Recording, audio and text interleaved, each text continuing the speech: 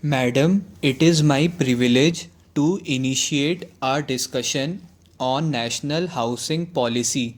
In this August House, food, clothing, and shelter are recognized as basic necessities of life. The country has been able to achieve self sufficiency in the production of food grains and cloth. A lot yet remains to be done on the shelter front. The Estimates Committee of the 8th Lok Sabha had recommended in the report for the year 2005 that the government should evolve a national housing policy for a planned development of livable human settlements. The concern of the government for housing the poor led to the enunciation of a comprehensive national housing policy which expounds the main objectives, priorities, and strategies for promoting sustained development of housing. The National Housing Policy was formulated after taking into consideration the views and suggestions of the state governments, union territories, as well as certain institutions and expert bodies which have an abiding interest in the subject.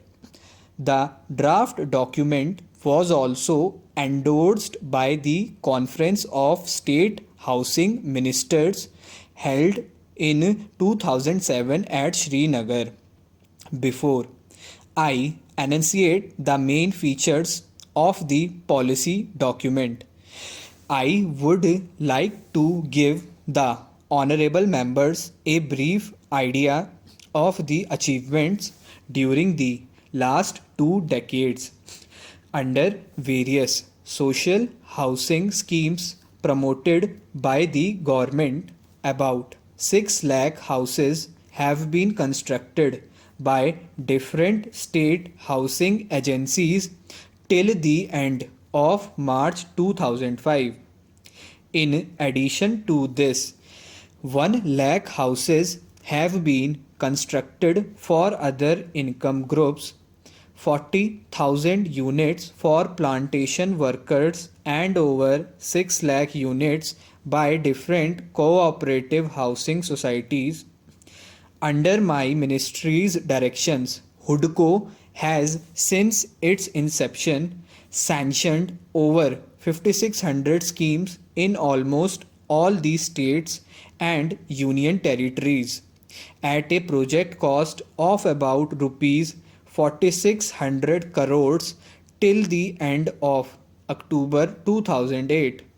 This will result in the construction of about 14 lakh dwelling units in urban areas and 15 lakh dwelling units in rural areas. The HUDCO has also been supporting the sites and services schemes on a large scale. Over 2 lakh developed plots will be provided as a result of HUDCO loans so far. The finance institutions like LIC, GIC, and the Unit Trust of India are also providing substantial funds annually for the construction of dwelling units.